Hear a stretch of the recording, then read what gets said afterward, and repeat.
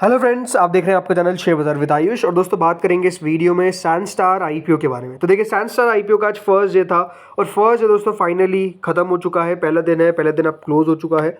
अब 2 दिन और बचे हुए हैं। कौन कौन से? 22 एंड 23 जब आप इस इशू में लगा पाएंगे, ये बात ध्यान रखिएगा। कल यानी 20 को और अगले दिन यानी 21 को आप इस इशू में एप्लीकेशन नहीं लगा सकते। उसके पीछे का रीज़न क्या है? सैटरडे संडे तो मार्केट ऑफ रहता है। सो ₹2 की इसकी फेस वैल्यू है। करीबन 90 से 95 रुपीज़ का प्राइस बैंड है। 150 शेयर्स का लॉट साइज है। कुल मिलाकर 510 करोड़ का इशू है, जिसमें से 397 करोड़ का फ्रेश इशू है और बचा हुआ बाकी का ऑफर फॉर सेल है करीबन 113 करोड़ का। बीएसई एनएसई दोनों पर आपको ये लिस्ट भी होता हुआ नजर आने वाला है। आईपीओ तो नो डाउट दोस्तों लिस्टिंग आपको दोनों एक्सचेंजेस पर देखने को मिलेगी। लेकिन हम आगे बढ़ने से पहले, सब्सक्रिप्शन जानने से पहले समझ लेते हैं बेसिकली इसकी सारी इन्फॉर्मेशन। सो एक बात ध्यान रखिएगा, जैसे मैंने आपको बताया 150 शेयर आपको मिल रहे हैं एक लॉट में, तो उसके लिए आपको कितना रुपए पे करना पड़ेगा? 14,250। हमेशा दोस्तों ये बात ध्यान रखिएगा, जब भी कोई कैटेगरी ओवर सब्सक्राइब हो जाती है, इसका मतलब क्या है कि अगर रिटेल में स्पेसिफिकली बात करो रिटेल की, अगर रिटेल 1 टाइम से ज़्यादा सब्सक्राइब हो रही है, तो अगर आप 2 लॉट लगाएंगे, 3 लॉट लगाएंगे, 4 लॉट लगाएंगे रिटेल में, तो कुछ मतलब नहीं बनाएगा। उसके पीछे का रीज़न क्या है? क्योंकि दोस्तों यहाँ पर ओवर सब्सक्रिप्शन में सबको मिलेगा कितना? Single lot. तो रिटेल में आप जरूर 40 लॉट्स तक अप्लाई कर सकते हैं, 2100 शेयर्स तक, जिसमें ऑलमोस्ट 1,99,500 रुपीज़ आपको पे करने पड़ेंगे। बट अगर आपको अलॉटमेंट आ भी गया तो कितने लॉट के लिए आप अलॉटमेंट आएगा? सिंगल लॉट के लिए। तो ज़्यादा लॉट अगर आपको लगाने तो फिर जाइए फॉर एचएनआई कैटेगरी। 15 लॉट्स के लिए आपको अप्लाई करना पड़ेगा। 2,250 शेयर्स यहाँ पर आपको मिलेंगे। कुल मिलाकर 213750 रुपीज़ आपको यहाँ पर पे करने पड़ेंगे स्मॉल एचएनआई कैटेगरी में।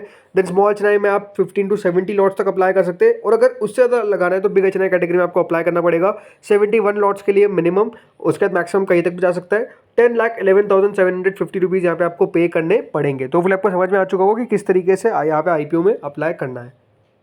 फ्रेंड्स, सब्सक्रिप्शन जानने से पहले समझ लेते हैं हर एक कैटेगरी को कितना कितना ऑफर किया गया। तो दोस्तों कंपनी ने ऑलरेडी एंकर इन्वेस्टर से 30% रेस कर लिया है।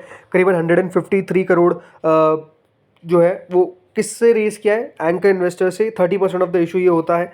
देन 20% क्यूआईबी से कंपनी रेस करेगी, करीबन 102 करोड़ दिए गए किसको? क्यूआईबी कैटेगरी को, यानी 20% इशू का। एचएनआई कैटेगरी को दिया गया 15% यानी 76.52 करोड़। ये बात ध्यान रखिएगा, एचएनआई में 2 कैटेगरीज होती है, एक बिग एचएनआई और एक स्मॉल एचएनआई। जो बिग एचएनआई है उसको दोस्तों दिया गया 10% ऑफ द इशू यानी ऑलमोस्ट 51.02 करोड़ के शेयर्स, 10%। स्मॉल एचएनआई को दिया गया 25.51 करोड़ के शेयर यानी 5%। इस तरीके से दोस्तों एचएनआई कैटेगरी में जो है डिवीजन किया गया। और फिर रिटेल कैटेगरी आती है जिसको ऑलमोस्ट 178.55 करोड़ के शेयर्स दिए गए यानी 35% ऑफ द इशू जो है वो दिया गया। टोटल मिलाकर 510 करोड़ जो है वो बेसिकली हम समझ सकते हैं इस इशू के अंदर आपको देखने को मिलेगा, जिसमें सबसे बड़ी कैटेगरी जो है वो किसके पास गई है? रिटेल के पास। 35% गया है, ऑलमोस्ट 178 करोड़। ओके, अब बात करते हैं दोस्तों यहाँ पर कितना सब्सक्रिप्शन निकल कर आया है पहले दिन। So friends, first day QIP category अगर आप देखेंगे तो ज़्यादा सब्सक्राइब नहीं हो पाई, ओनली 5% ही हमको सब्सक्राइब होती हुई दिखी है। कुल मिलाकर 1 करोड़ 7 लाख शेयर्स ऑफर किए गए थे, जिसके सामने ओनली 5 लाख शेयर्स के लिए फर्स्ट डे एप्लीकेशन आया। 5 करोड़ रुपए पहले दिन दोस्तों किसके द्वारा लगाए गए हैं? क्यूआईपी कैटेगरी के द्वारा। अब जो फर्स्ट टाइम किसी आईपीओ में लगा रहे हैं या फिर फर्स्ट टाइम देख रहे हैं कि सब्सक्रिप्शन कैसे देखते हैं, ये बात ध्यान रखिएगा, क्यूआईपी कैटेगरी पहले दिन दूसरे दिन ज़्यादा नहीं बढ़ती है। क्यूआईपी कैटेगरी का मेजर पैसा आता है ऑन द लास्ट डे। तो फर्स्ट सेकंड डे अगर आधी भी नहीं बढ़ती तो भी कोई दिक्कत वाली बात नहीं है, बिकॉज आखिरी दिन दोस्तों क्यूआईबी जो है वो पैसा लगाते हैं। तो ये आखिरी दिन देखना रहेगा कि कितना क्यूआईबी के द्वारा पैसा आता है। नेक्स्ट आता है एचएनआई कैटेगरी। एचएनआई कैटेगरी दोस्तों 9.87 टाइम, जी हाँ, एचएनआई कैटेगरी ने आज बहुत ज़्यादा यहाँ पर कह सकते हैं सब्सक्रिप्शन लगाया है।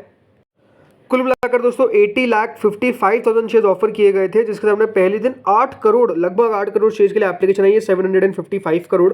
लेकिन इसमें बात करते हैं हम बिग और स्मॉल दोनों कैटेगरी के बारे में। तो बिग एचएनआई कैटेगरी पहले दिन 10 टाइम्स हमको सब्सक्राइब होती हुई दिखी है। कुल मिलाकर 53,70,000 शेयर्स ऑफर किए गए थे, जिसके सामने ऑलमोस्ट 5 करोड़ 76 लाख शेयर्स के लिए एप्लीकेशन आ गई, यानी ऑलमोस्ट 547 करोड़ जो है वो पहले ही दिन दोस्तों हम समझ सकते हैं यहाँ पर किसने लगा दिया है? बिग एचएनआई कैटेगरी ने इस इशू में लगा दिया है। बहुत ज़्यादा मैं क्या कह रहा हूँ कि शॉकिंग है, उसके पीछे का रीज़न है क्योंकि देखिए पहले दिन पैसा नहीं आता कोई बहुत बड़ी बात नहीं होती। सैटरडे संडे है, उसके बावजूद भी दोस्तों पहले दिन में अगर 10 गुना इशू सब्सक्राइब हो रहा है तो हम कह सकते हैं काफ़ी अच्छा सब्सक्रिप्शन है। फिर आती है स्मॉल एचएनआई कैटेगरी जो 8 टाइम्स के आसपास पहले दिन सब्सक्राइब हो चुके हैं। 26,85,000 शेयर ऑफर किए गए थे और 2 करोड़ शेयर्स के लिए पहले दिन एप्लीकेशन आई, यानी 207 करोड़ रुपए पहले दिन किसने लगाए हैं? स्मॉल एचएनआई ने। फिर आती है रिटेल कैटेगरी जो ऑलमोस्ट 4 गुना हमको सब्सक्राइब होती हुई दिखी है। कुल मिलाकर 1 करोड़ 87 लाख शेयर्स ऑफर किए गए थे, जिसके सामने 7 करोड़ 76 लाख शेयर्स के लिए जो है वो एप्लीकेशन आती हुई नजर आई है। 737 करोड़ रुपए पहले पहले दिन के अंदर दोस्तों यहाँ पर रिटेल ने इस इशू में लगा दिया है। तो आप समझ सकते हैं कि पहले दिन जो सब्सक्रिप्शन है वो हर एक कैटेगरी की तरफ से काफ़ी बढ़िया है, भले वो रिटेल हो, भले वो एचएनआई हो। क्यूआईबी से नहीं लगाया, लेकिन ये कोई बहुत बड़ी बात नहीं है, वापस से आपको बता रहा हूँ। टोटल मिलाकर दोस्तों 4 टाइम्स के आसपास ये इशू भरा है। कुल मिलाकर पहले दिन 1497.820 करोड़ रुपए जो है वो हमको नजर आए हैं पहले दिन आते हुए।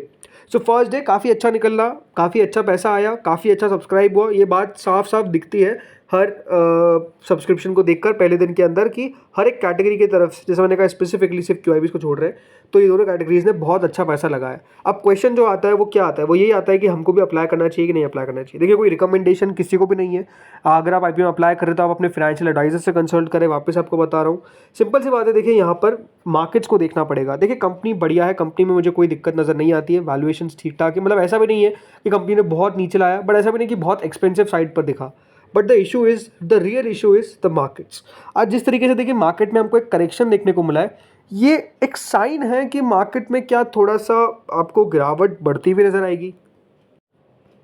जो मार्केट्स वन वे रैली कर रहे थे, आज दोस्तों बाजार में आपको एक अच्छा फॉल देखने को मिला। गिरावट कहाँ हुई? गिरावट हुई mid cap and small cap में, राइट। ये दोनों जो यहाँ पर हम कह सकते हैं इंडेक्सेस है, उसने गिरावट ज़्यादा दिखाई है। तो ये साफ समझ सकते हैं आप कि इसका रिलेशन किससे? आईपीओ से।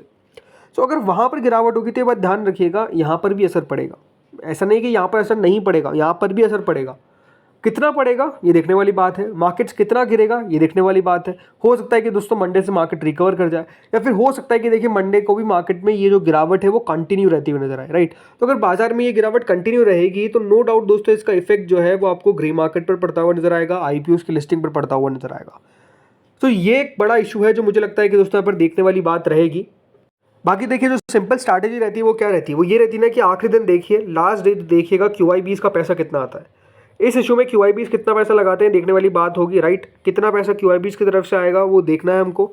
अगर क्यूआईबीज अच्छा अप्लाई कर रहे हैं, इसका मतलब ये है कि देखिए इशू के अंदर उनको दम लग रहा है, तो आप अप्लाई कर दीजिए, अदरवाइज बिल्कुल रहने दीजिए। हो सकता है कि दोस्तों क्यूआईबीज के द्वारा पैसा 100 गुना से अगर अच्छा आता है, 100 गुना से ज़्यादा आता है, तो मैं मान के चल सकता हूँ कि इशू बढ़िया करेगा। बट अगर उससे कम आता है तो फिर इशू में दिक्कत आ सकती है।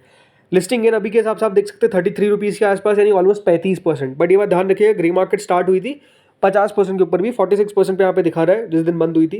बट उस दिन से लगातार क्या हो रहा है ना, ग्रे मार्केट में गिरावट देखने को मिल रही है, राइट। तो ग्रे मार्केट में आपको कोई साइन ऑफ रिकवरी अभी तक तो नजर नहीं आया है, और ग्रे मार्केट लगातार जब फॉल कर रही है तो ये मैं कह नहीं सकता कि देखिए इशू को लेकर रिस्पॉन्स जरूर अच्छा आ रहा है, बट ग्रे मार्केट पे उसका असर क्या पड़ रहा है? कुछ नहीं पड़ रहा है, बिकॉज मार्केट्स में फॉल है। तो जैसे मैंने कहा, जो डिसाइडिंग फैक्टर रहेगा वो मार्केट रहेगा, बाजार किस तरीके से ट्रेड करता है, क्योंकि अगला हफ्ता बहुत ज़्यादा इंपॉर्टेंट है, बजट आने वाला है। बजट के कारण दोस्तों बाजार में वॉलेटिलिटी रहेगी, बजट को बाजार असेस करेगा, अच्छा रहेगा तो नो डाउट तेजी, खराब रहा तो फिर गिरावट। बिकॉज पॉपुलिस्टिक रहता है, तो देखिए पॉपुलिस्टिक चीज़ें बाजार को पसंद नहीं है। पॉपुलिस्टिक चीज़ें बहुत ज़्यादा आपको होती हुई नजर आ रही है, राइट। हाल फिलहाल के अंदर अगर आप देखेंगे तो स्टेट्स ने भी कुछ ऐसी ऐसी चीज़ें अनाउंस करी है जो आप कह सकते हैं कि देखिए मार्केट जितना पसंद नहीं करता है, बट क्योंकि वो स्टेट्स पे अनाउंस किए तो उसका बहुत बड़ा इफेक्ट मार्केट पे नहीं पड़ा।